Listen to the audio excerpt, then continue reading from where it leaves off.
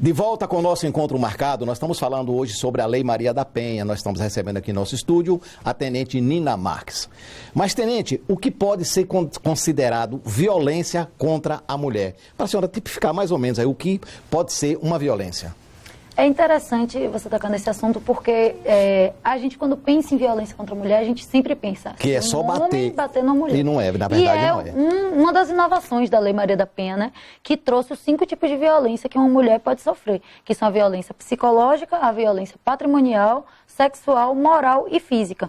Então, assim, muitas assistidas e também a experiência que a gente tem da rede, né, de todos da rede de atenção à mulher em situação de violência, é que quando ela vai falar sobre a violência sofrida, ela procura geralmente ajuda quando já está sofrendo violência física.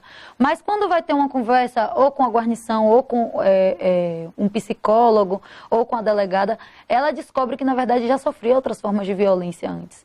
E a violência psicológica geralmente é a primeira que se apresenta. Relacionamento abusivo, eu acho que é algo que quase toda mulher já passou, o abuso em menor ou maior escala.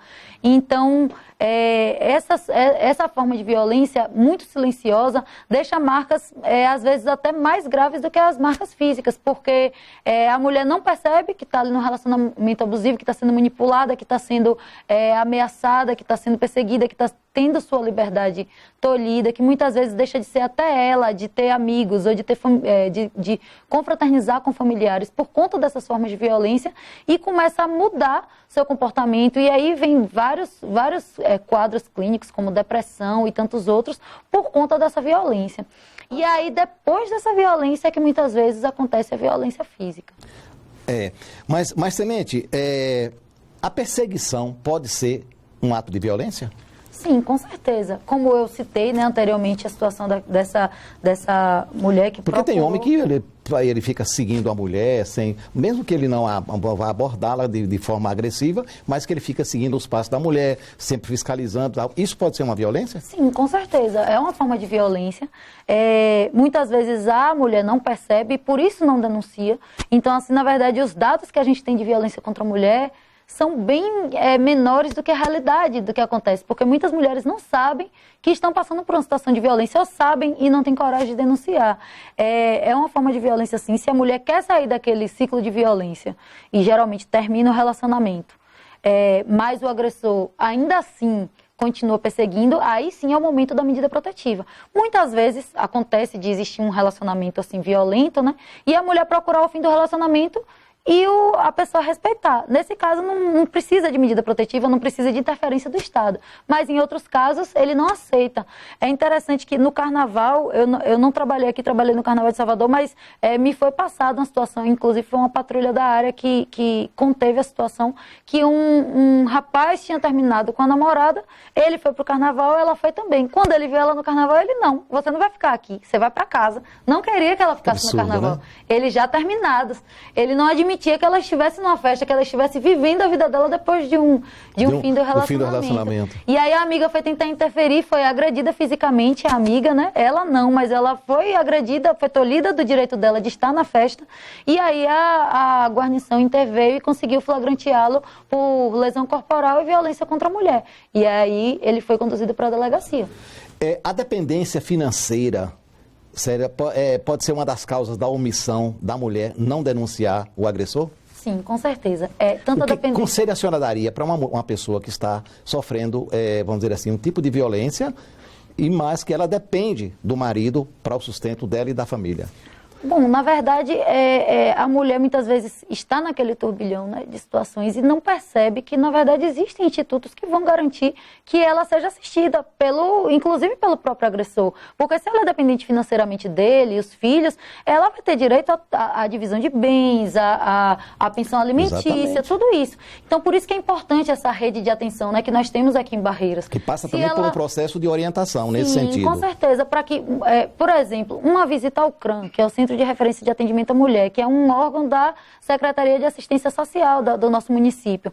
Lá ela vai ter um atendimento de uma advogada que vai explicar tudo o que ela tem direito, ela vai ter um atendimento psicológico que vai perceber quais são os tipos de violência que ela sofre, vai conseguir, inclusive, às vezes com essa ajuda psicológica, romper com esse ciclo, e vai ter também o apoio de um assistente social. Muitas vezes são fornecidos cursos, empresas parceiras deixam lá desconto para curso, justamente para que ela consiga se capacitar para sair dessa situação de dependência financeira. Agora, não é só a dependência financeira que pesa, né? A dependência psicológica é uma das piores, porque existem situações de mulheres que têm trabalho, que são independentes financeiramente, como a própria Maria da Penha, que é uma biofarmacêutica, era professora universitária e mas não mesmo conseguia assim, se ela desvincular. sofre Ela a passou violência. 23 anos com aquele agressor, o pai dos 4 filhos dela. Porque tudo isso pesa. É o pai dos meus filhos.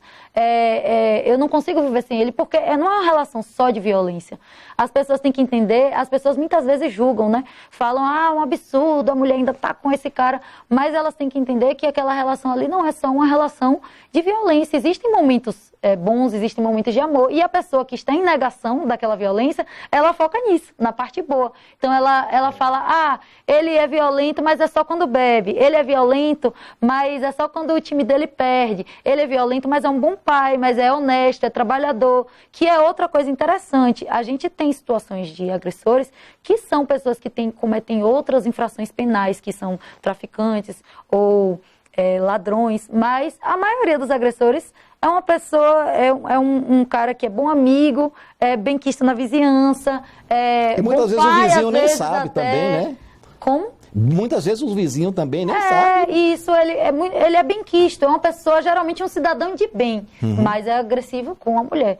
Existem as duas situações. Então, nesse caso do cidadão, que é um cidadão de bem, a mulher foca em tudo isso. Então, é muito difícil para ela conseguir entender que o que ela sofre é violência e que ela tem que dar um basta naquilo, até pela própria integridade da vida dela, né? A violência contra a mulher está presente em áreas específicas. Vamos citar aqui o caso de Barreiras, zona rural e a sede do município? Não, assim, o que é muito difícil a gente falar de onde tem mais violência, porque como eu falei, a gente tem uma cifra negra ou cifra oculta, como queira chamar. Com certeza, para a mulher da zona rural é mais difícil denunciar uma situação de violência do que para a mulher da cidade, porque a mulher da zona rural vai pensar, a polícia vai demorar de chegar, e quando a polícia não estiver aqui, quem é que vai me socorrer? Então eu não vou denunciar não, porque depois ele me mata, se eu denunciar Quer ele dizer, me esse mata. é um fator segurança também. Com certeza. Faz com que a mulher... Nos lugares onde o Estado, como um todo, toda a rede, no caso a Defensoria, o Ministério Público, o Judiciário, a Secretaria de Assistência Social, a Polícia Militar, na forma da Ronda Maria da Penha e das outras guarnições, tem dificuldade de chegar, vai ser mais difícil a mulher denunciar. Ela vai se sentir menos segura para fazer essa denúncia. Então, assim, é difícil dizer onde tem mais violência. A gente tem assistidas na zona rural, mas não tantas quanto a gente tem na cidade. Mas será que é porque tem menos violência na zona rural? Eu acredito que não. Eu acredito que lá as mulheres têm menos coragem de denunciar. Atualmente, quantas mulheres estão sendo assistidas pela Ronda Maria da Penha aqui em Barreiras? Nós temos atualmente 148 mulheres assistidas. 140? Isso é um são número, só as mulheres. Número alto, não é? Isso. São só as mulheres com medida protetiva, né? Todas o número elas de boletim de ocorrência é infinitamente Todas maior elas que com isso. medida protetiva? Isso. Já houve alguns casos do agressor infringir a medida? Sim, com certeza. Já realizamos... E nesse caso, qual é a providência a ser tomada? Bom, desses descumprimentos nós já realizamos 11 prisões, tanto de cumprimento de mandado de prisão, quanto de descumprimento de medida protetiva, né? Mas quando a gente não consegue chegar a tempo, porque é muito fácil ele visualizar a viatura e fugir, né? A gente faz um relatório e encaminha para o juiz para que seja decretado o mandado de prisão preventiva. A partir daí ele deve encaminhar para a gente, para que a gente esteja com esse mandado em mãos, para onde ele foi encontrado, ele seja capturado. A ideia é essa. Os números mostram alguma redução na violência contra a mulher aqui em Barreiras, doutora? Bom, eu não tenho como te responder isso, porque, como eu te falei, Por exemplo, fala-se muito do aumento de feminicídios, mas muitas vezes não é o número de feminicídios que aumentou. É porque antes, como a lei de feminicídio é uma lei nova de 2015, antes as pessoas não notificavam como feminicídio, notificavam como um homicídio comum. E hoje já se notifica como feminicídio. Então, assim, eu acredito que não tem como ser negativo essas novas leis. O que elas fazem é escancarar uma realidade que antes estava escondida. Então, vai se ter números assustadores, muitas vezes por isso, mas é porque se está tirando a sujeira de debaixo do tapete. E muitas vezes as pessoas pensam que aumentou. E, na verdade, é porque não era descoberto. Existia assim, uma... Não tem como saber se aumentou, como eu falei, porque como antes não era notificado, a gente não tem como ter um comparativo. A gente tem a realidade de hoje. A realidade do passado, a gente não tem como aferir, porque não havia notificação.